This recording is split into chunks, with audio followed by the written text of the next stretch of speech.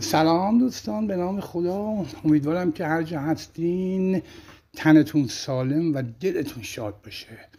موضوع امروز ما در مورد مراقبه است. سکوت و مراقبه به چه شکل، مدیتیشن اصلا چی هست و اصلا برای چی باید به مراقبه بشینیم.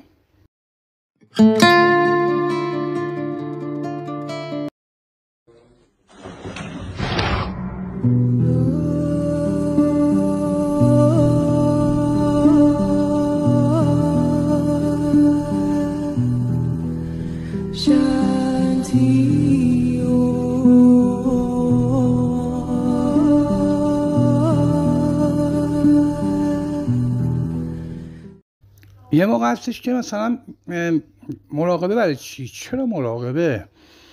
یه بزرگی من توی مطلبی خوندم که خب چرا مراقبه؟ چرا زمانی که شما مریض میشین میرین دکتر، چرا دارو؟ دکتر بگین چرا دارو رو برای چی بهت میده؟ دارو رو میده که استفاده کنی اون بیماری تو بگذرونی و به بهبودی برسی. حالا دارو سرماخوردگی یا هر مریضی که هست شما اونو میگید استفاده میکنی، نمیگی چرا. حالا اگر این چراهای شما هست، چرا نمیدونم این چرا اون و نگرانی و اضطراب و نمیدونم دلهره این چیزا داری، شما حتما به این دارو نیاز داری که مراقبه رو انجام بدیم. اگر تو خودت میبینی که این چیزا رو نداری، نگران نیستی، اضطراب نداری، زندگیت خیلی رواله، بله شما نمیخواد مراقبه کنی. ولی چرا این، چرا اون، چرا مراقبه، چرا کوف، چرا درد، چرا مرگ، چرا مرض؟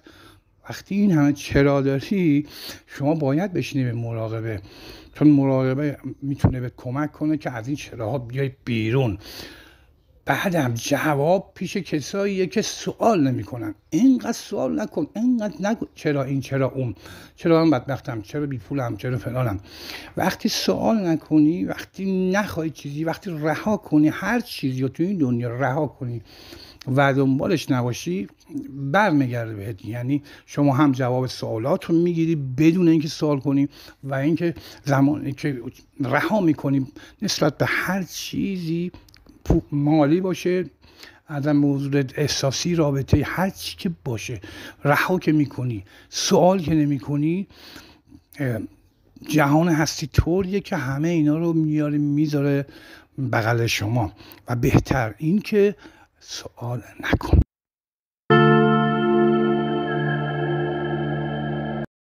آدم هیچ عملی انجام نمیده، هیچ کاری نمیکنه، خیلی شاد میشه. دقت کردین شما این کار رو انجام بدین، وقتی واقعا هیچ کاری نمی‌کنی احساس شادی داری. این شادی از کجا میاد؟ از هیچ جا نمیاد، ولی در عین حال از همه جا هم میاد. شما توی لحظاتی که نه بدن و نه ذهن درگیر فعالیت میشه، البته بدن رو خیلی بهتر میشه کنترل کرد، ولی ذهن واقعا سخت کنترل کردن، چون افکار از این طرف و اون طرف وارد ذهنت میشن، از رنجش ها و اتفاقات، حوادث، چیزهایی که برات رخ داده و از چیزهایی که ناراحتی، از چیزهایی که بدت میاد، کلن میاد وارد افکارت میشه. و اینجاست که شما توی اون مراقبه و مدیتیشن رفته جوری باید انجام بدین که بتونید اون افکار رو رد کنید و اون افکار نتونن شما رو احاطه کنن. و در اصل مراقبه و مدیتیشن تمرین کردنی نیست و انجام دادنی نیست، فقط یک تجربه است. یعنی تجربه باید کرد.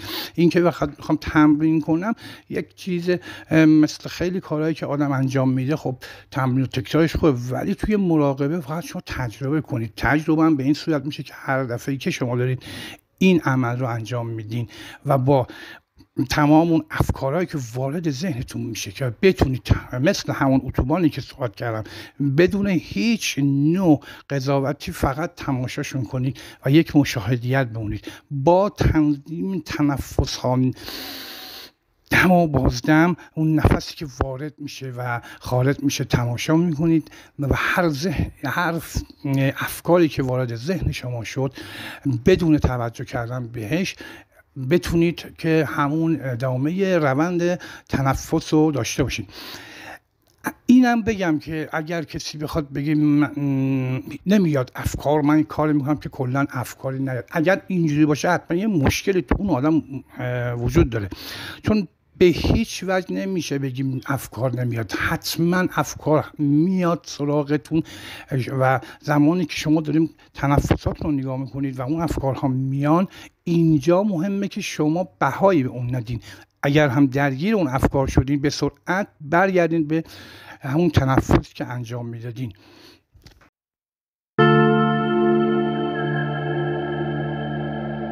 میخوایم کمی عمیق‌تر ذهن رو مشاهده کنیم. آیا این کار عجیبیه؟ نبوغ میخواد؟ یه کار پیچیده‌ایه یا باید شما یه کارای عجیبی بکنی؟ نه، به محض عطف توجه به ذهن مورد مشاهده قرار میگیره، به همین سادگی. فقط ما میخوایم اینو نگرش داریم، برای لحظات اینو نگهش داریم. آنچه که اهمیت داره در درجه اول اهمیته اینه که آیا شما میتونین به ذهنتون آگاه بشین؟ آیا میتونین شاهد ذهنتون بشین؟ چه ذهن شلوغ باشه، چه ذهن خلوت باشه. اساساً وضعیت ذهن در حین مشاهده ذهن هیچ اهمیتی نداره. انگار یه ذره‌بین برداشتیم گذاشتیمش زیر ذره‌بین، با دقت داریم نگاش میکنیم. وقتی این اتفاق میفته شما به عنوان آگاهی ای که به ذهن آگاه هست ایفای نقش میکنین. شما از ذهن جدا هستین و بهش آگاه هستین. ذهن رو زیر ذره‌بین بذارین خاموش میشه. ذهن تاب و تحمل تابش آگاهی رو نداره. میبینین که میشه کاملا هوشیار بود بدون هیچ فکری. آیا این کار خیلی عجیبه؟ سخت، پیچیده است؟ نه، این یه مهارته. برقم رفت شانس ما. ببینید این سفر پرماجرایی که صحبت کردیم نیاز به صبر و شکیبایی خیلی بالایی داره. با ناشکیبایی برای اینکه به سرعت بخوای برسی به اون مسیر، به اون چیزی که توی مراقبه هست، همچین چیزی نمیشه و خیلی ها توی وسط راه خسته میشن و کنار میکشن. باید شکیبا باشی، باید خیلی صبر داشته باشی. همینجوری فکر کردی که مثلا خونه خاله نیست که بری بگی خب الان یه در وام شما میریم تو. نه، اینجوری نیست. مراقبه ها باید بکنی. یکی هستش آقا یه هفته 10 روزه میرسه به اون جرقه که میخوره، اون نوری که میاد از وسط میزنه تو کلش. یکی اونجوری میشه. یکی از سالها باید وایسه تا اون جرقه رو ببینه. بستگی به خود اون آدم داره، بستگی داره که چقدر شما اون مراقبتون عمیق بشین، چقدر واقعا بتونید اون رفت و آمد افکار شما در نظر داشته باشی که بتونی ردشون کنیم. و اینو خواستم بگم که اگر بخواید عجله کنید که حتما زودتر اون چیزی که باید اتفاق بیفته بخواد انجام بشه، شما احتمال زیاد خسته میشید، چون سخته. هر دفعه شما میشینید به مراقبه چون انتظار دارین یا این اتفاق بیفته، اون اتفاق نمیفته. به این مراقبه کننده واقعی انتظار هیچ چیزی رو نباید داشته باشه. شما اصلا زمانی که میشینید منتظر هیچ نباید باشید، بدون کوشش ولی با تمام کوشش. درست چی میگم؟ هم باید کوشش کنیم هم باید کوشش نکنیم. شما میشینید پای مراقبه به هیچ وجه نباید منتظر چیزی باشی، فقط باید تجربهش کنی و اون کاری که باید انجام بدی تنفستو ببینی و افکارتو بتونی رد کنی. اتفاق میفته، حتما میفته. من که الان دارم اینا رو میگم 2 سال دارم این کارو میکنم، من الان اتفاق نیفتاده. من شاید توی مراقبه ها که بالا 1 ساعت خوره بوده باشه، شاید تو این مثلا 3 دقیقه 4 دقیقه که شاید من اشتباه بکنم، نمیدونم، به بی ذهنی رسیده باشم. یعنی ذهنم تونستم در این 3-4 دقیقه کلا خاموشش کنم. حالا شما حساب کن که مثلا بخواد این زمانش طولانی بشه.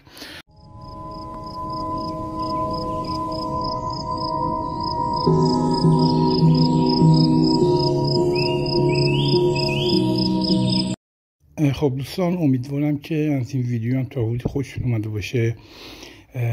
اگر خوشتون اومده ممنون میشم لایک کنید که دیگرانم بتونم ببینن و منم حمایت کرده باشین. چون برق رفته بود، من متاسفانه دیگه ادامه ویدیو رو به این صورت گذاشتم. از همه کتون عذرخواهی میکنم. شاد و کام‌روا باشید.